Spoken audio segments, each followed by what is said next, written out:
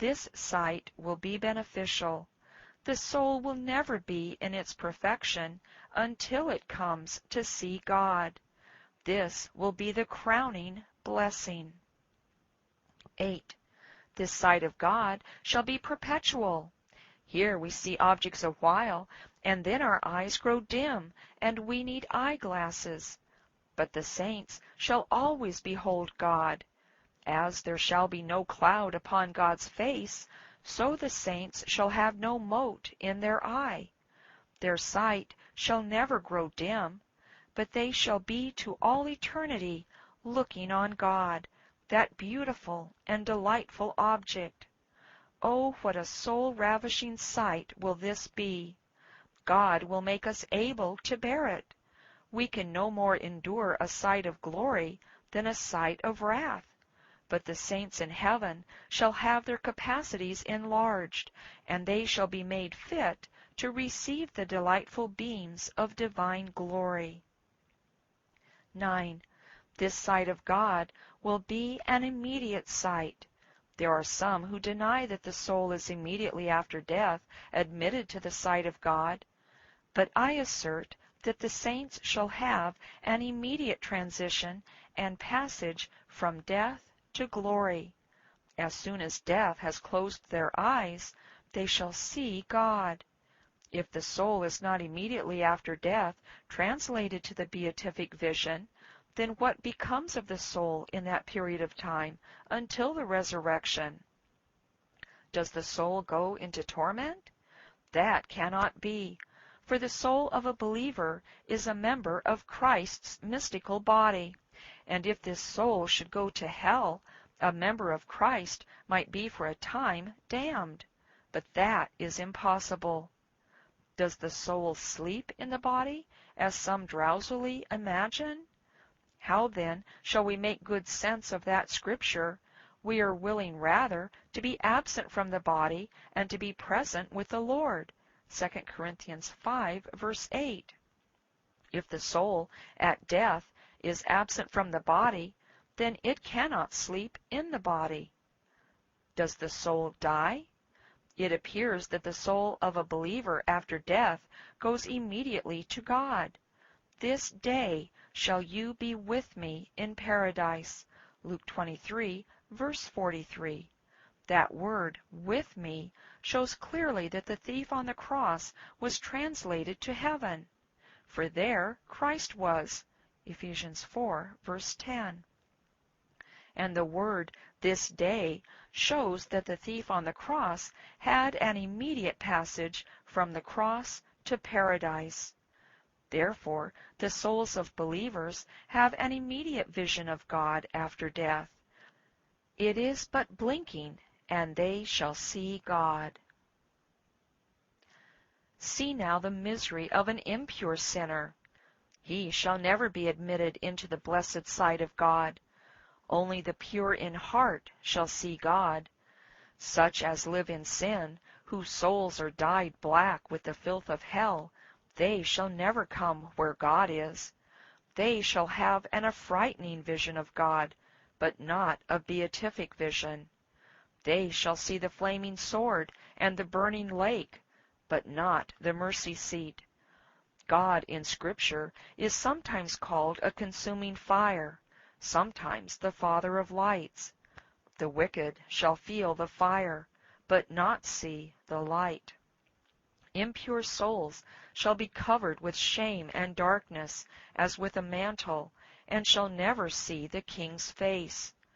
Those who would not see God in His word and ordinances shall not see Him in His glory. Is there such a blessed privilege after this life? Then let me persuade all who hear me this day. First, to get into Christ. We can come to God only by Christ. Moses, when he was in the rock, saw God. Exodus 33, verse 32. Only in this blessed rock, Christ, shall we see God. Secondly, to be purified people. It is only the pure in heart who shall see God. It is only a clear eye which can behold a bright, transparent object. Only those who have their hearts cleansed from sin can have this blessed sight of God. Sin is such a cloud as, if it is not removed, will forever hinder us from seeing the Sun of Righteousness. Christian, have you upon your heart holiness to the Lord? Then you shall see God. There are many, says Augustine, who want to go to heaven, but they will not take the holy way, which alone leads there.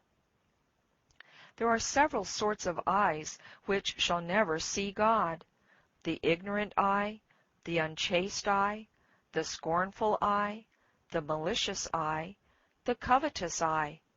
If you would see God when you die, you must be purified people while you live.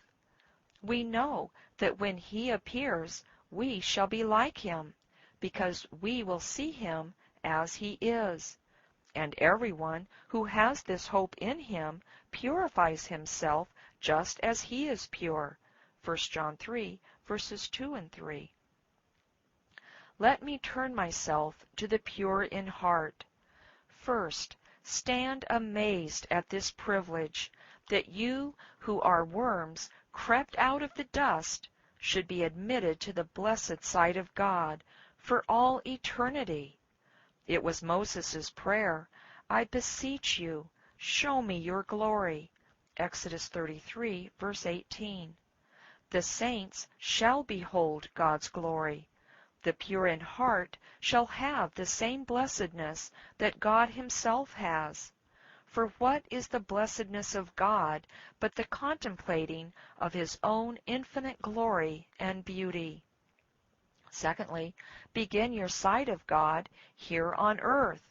Let the eye of your faith be ever upon God. Moses, by faith, saw Him who is invisible. Hebrews 11, verse 27.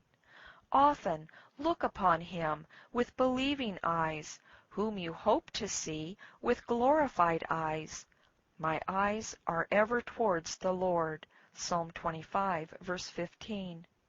While others are looking towards the earth, as if they would fetch all their comforts thence, let us look up to heaven.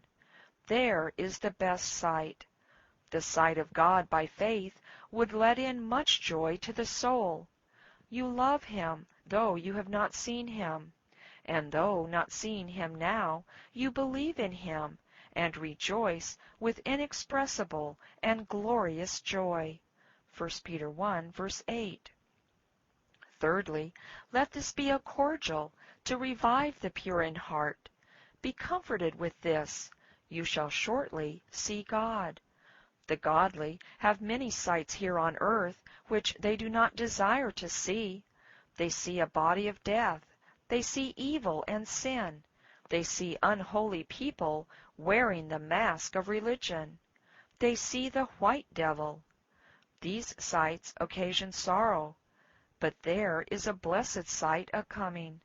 They shall see God, and in Him are all sparkling beauties and ravishing joys to be found. Fourthly, do not be discouraged at sufferings. All the hurt that affliction and death can do is to give you a sight of God. As one said to his fellow martyr, 1 half hour in glory will make us forget all our pain. When the sun rises, all the dark shadows of the night flee away. When the pleasant beams of God's countenance begin to shine upon the soul in heaven, then sorrows and sufferings shall be no more. The dark shadows of the night shall fly away. The thoughts of this coming beatific vision should carry a Christian full sail with joy through the waters of affliction. This made Job so willing to embrace death. But as for me, I know that my Redeemer lives, and after my body has decayed, yet in my body I will see God. I will see Him for myself. Yes, I will see Him with my own eyes. I am overwhelmed at the thought. Job 19, verses 25 through 27.